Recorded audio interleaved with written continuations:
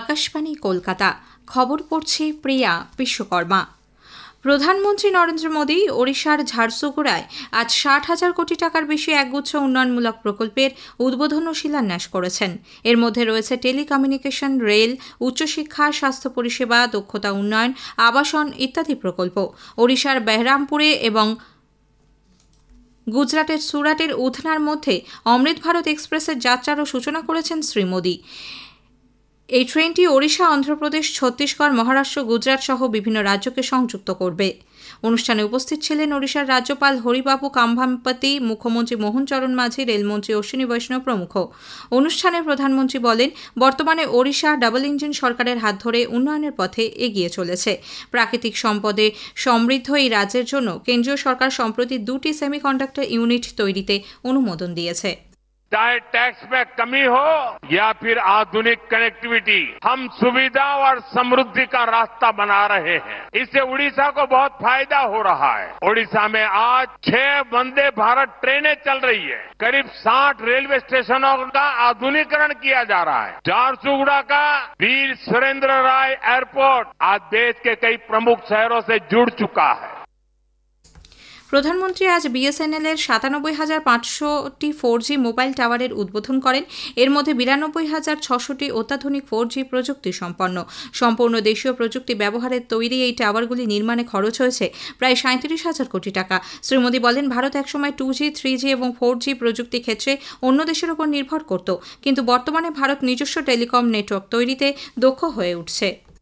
आज से बीएसएनएल का नया अवतार भी सामने आया है। बीएसएनएल की स्वदेशी 4G सर्विसेज लॉन्च हुई है।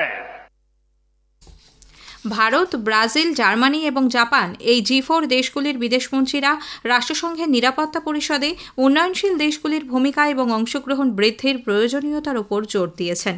তারা বলেছেন, যেসব দেশ আন্তর্জাতিক শান্তি ও নিরাপত্তা ক্ষেত্রে গুরুত্বপূর্ণ অবদান রাখছে, রাষ্ট্রসংঘে তাদের স্থায়ী বা অস্থায়ী উভয় ধরনের প্রতিনিধিত্ব থাকা উচিত। নিউ ইয়র্কে গত 25 তারিখ রাষ্ট্রসংঘের সাধারণ সভার 80তম অধিবেশনের ফাঁকে ভারতের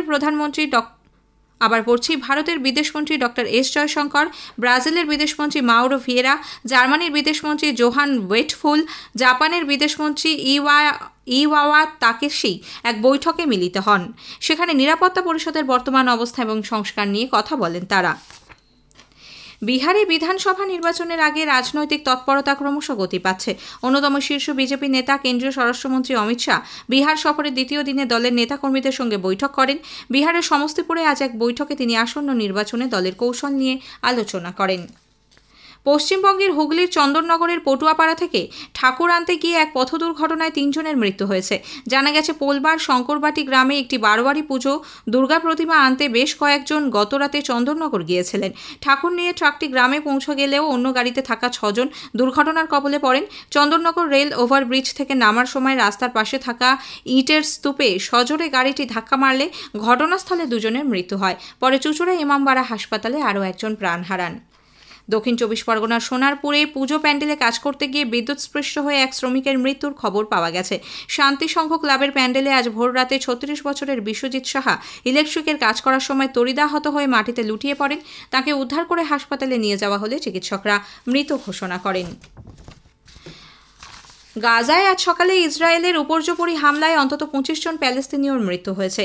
নুসেইরাতে শরণার্থী শিবিরকে লক্ষ্য করে প্রাণঘাতী হামলা চালায় ইসরায়েল। ধ্বংসস্তূপের নিচে বহু মানুষ আটকে রয়েছেন বলে সংবাদ মাধ্যম সূত্রে খবর। এদিকে বিশ্ব খাদ্য কর্মসূচির চিফ অপারেটিং অফিসার কার্ল স্কাউ উদ্বেগ প্রকাশ করে বলেছেন, গাজায় খাদ্যসহ নিত্য প্রয়োজনীয় জিনিসের সংকট আরও তীব্র হচ্ছে।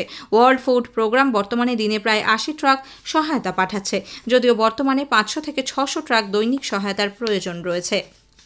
এক কিশোরীর গণধর্ষণের ঘটনায় বাংলাদেশের খাগড়াছড়িতে চট্টগ্রাম পার্বত্য এলাকার সংখ্যালঘু সম্প্রদায়ের মানুষরা গতকাল এক বিশাল প্রতিবাদ মিছিলে অংশ নেন। দোষীদের শাস্তির দাবিতে ছাত্রদের নেতৃত্বে এই বিক্ষোভ কর্মসূচির আয়োজন করা হয়। জুম্মা ছাত্র জনতা কলেজ মাঠ থেকে মিছিলের সূচনা করে গোটা শহর পরিক্রমা করে। এরপর তা চেঙ্গি স্কোয়ারে গিয়ে শেষ হয়। দক্ষিণ কোরিয়ার গুয়াংঝাউতে বিশ্ব প্যারা তীরন্দাজি চ্যাম্পিয়নশিপের শেষ দিনে ভারত আজ ব্যক্তিগত কম্পাউন্ড বিভাগে 2টি সোনাসহ মোট 7টি পদক পেয়েছে। 18 বছরের শীতল দেবী কম্পাউন্ড বিভাগে বিশ্বের প্রথম হাতবিহীন মহিলা তীরন্দাজ হিসেবে সোনা জিতে ইতিহাস সৃষ্টি করেছেন। তিনি ফাইনালে বিশ্বের 1 নম্বর তুরস্কের ওজনুর কিওর গির্দিকে 146-143 পয়েন্টে হারিয়ে দেন। পুরুষদের কম্পাউন্ড বিভাগে তোমান কুমারও সোনা জিতেছেন। খবর শেষ হলো। এরপর গ্রামীণ সংবাদ সন্ধ্যে 6:35 মিনিটে।